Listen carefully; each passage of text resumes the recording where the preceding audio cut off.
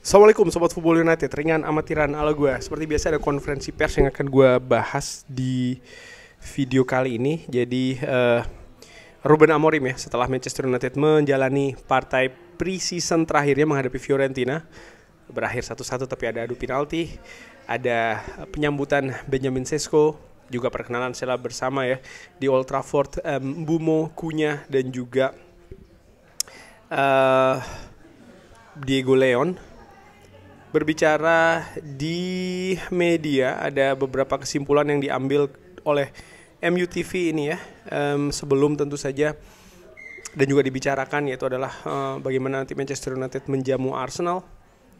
We can do better, jadi kita bisa lebih baik lagi. Hari ini adalah pertandingan yang sulit. Ini merupakan penting bagi kita untuk bisa mendapatkan feeling ya, bermain di Old Trafford dengan sistem kita. Dan ini sangat bagus. Saya pikir kita memiliki beberapa kesulitan, khususnya di awal babak pertama dan juga di awal babak kedua. Mereka memiliki banyak mobilitas dan kita sempat kesulitan untuk menemukan momentum yang tepat untuk melakukan pressing. Tapi selanjutnya kita mengontrol pertandingan. Saya pikir kita kekurangan semacam kayak permainan yang cair ya di pertandingan, di mana kita seharusnya bisa melakukannya lebih baik. Tapi saya pikir ini merupakan pertandingan yang bagus untuk persiapan dan untuk menunjukkan kita ya, kalau kita ini memang butuh perkembangan, perbaikan di area-area yang berbeda. Yang tentu saja kita akan berjuang ya di beberapa momentum. Tapi kadang-kadang kita memiliki para pemain yang bisa menaikkan permainan di stadion. Penting untuk menemukan keseimbangan. Ya, keseimbangan ya di kanan, di kiri, pemain berkaki kanan, pemain berkaki kiri. Ini merupakan hal yang paling penting. Tentu saja kita membutuhkan untuk mendapatkan pemain-pemain yang bagus untuk bisa mencetak gol.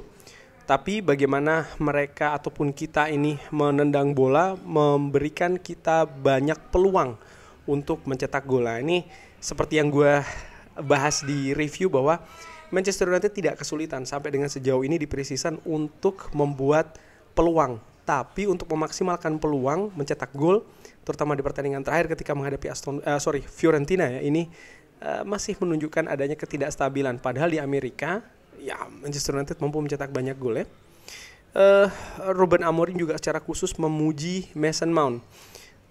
Tidak bisa dipercaya bagaimana Mason Mount ini bergerak setiap waktu dari banyak posisi. Dia tahu banyak posisi, tapi juga dia memiliki nyali ya. Dan ini merupakan testing yang bagus untuk mempersiapkan tim utama. Nah, lalu Ruben Amorim juga membahas terkait dengan striker. Saya pikir mereka, Matheus Cunha dan juga Bryan Mbeumo, mungkin mereka hanya menunjukkan 50-60% dari apa yang mereka bisa lakukan. Saya pikir seperti tim lainnya ya, kita akan berkembang selama musim. Jadi pre-season bergerak ke musim yang sesungguhnya. Di awal-awal ini tidak langsung berada pada grafik yang tinggi, tapi memang perlahan-lahan ini akan diharapkan naik ya sepanjang musim. Mereka akan jauh lebih bagus di beberapa momentum. Saya berpikir kalau kita ya, khususnya dalam situasi 1 lawan 1 di lapangan, kita kesulitan tanpa seorang striker. Saat ini kita memiliki pemain baru, Benjamin Sesko ya, jadi akan kita lihat. Ini juga menarik ya, ternyata padahal ada Rasmus Højlund, tapi Ruben Amorim lebih menyinggung tentang striker baru. Tidak mainnya Rasmus Højlund di pertandingan ini dan diistirahatkannya di bangku cadangan ini kan menimbulkan banyak semacam kayak spekulasi ya. Apakah ini memang dipersiapkan karena apakah Benjamin Sesko siap secara fisik misalnya untuk bermain dari awal, atau mungkin nanti akan Rasmus Højlund duluan, atau seperti apa. Ini banyak kemungkinan, termasuk ya ini tadi dalam sepekan terakhir sebelum kick off pertandingan pertama Premier League, apakah Rasmus Højlund akan cabut dari Old Trafford. Banyak sekali spekulasi terkait dengan situasi striker dari Manchester United. Posisi pendapat gue bagaimana, sudah sering gue katakan dan akan gue ulangi lagi. Gue lebih prefer Rasmus Højlund dengan Benjamin Sesko, pun juga Joshua Zirkzee dan mungkin ada satu orang striker muda lagi bersama-sama berada di lini depan Manchester United. Musim ini panjang, musim ini ketat, butuh kedalaman skuad, butuh kualitas yang bagus, butuh kompetisi yang ketat juga di antara pemain depan. Menurut gue ini bagus ya untuk bisa meningkatkan kualitas lini depan Manchester United secara keseluruhan. Ada hal-hal misalnya cedera pemain, akumulasi, ataupun juga penampilan yang bisa jadi akan drop karena tidak ada yang stabil 100% menurut gua, sehingga lini depan yang dalam ya, yang banyak kuantitas dan juga kualitasnya ini bagus. Terkait dengan para pemain yang akan merubah pikiran saya ya, wah ini maaf anak gua ternyata lagi nangis. Oke, lanjutkan ya. Ya, pemilihan skuad ini memberikan rasa pusing. Tapi ini merupakan sesuatu yang bagus. Harusnya seperti itu. Tidak seperti musim lalu di mana kita ini kesulitan untuk menempatkan 11 pemain di atas lapangan. Ini merupakan hal yang normal yang saya pikir untuk dipikirkan, yang saya butuhkan untuk dipikirkan. Mereka, para pemain ya, ini butuh untuk berjuang sepanjang pekan. Jadi mereka bisa saja merubah pikiran saya. Saya memiliki ide, tapi mereka akan merubah pikiran saya selama pekan ini. Ini akan menjadi hal yang sulit karena kita berusaha untuk mengatur pekan yang penuh untuk latihan.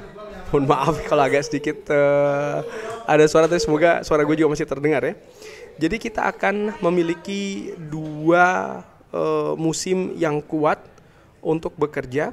Lalu kita akan istirahat sedikit dan ya 2 hari saya pikir tentang strategi untuk pertandingan dan kita akan siap. Jadi kalau menurut gue ya dari beberapa pertandingan terakhir nampaknya memang sudah terlihat komposisi tidak 11 pemain tapi paling tidak mungkin sekitar 7-8 pemain ya.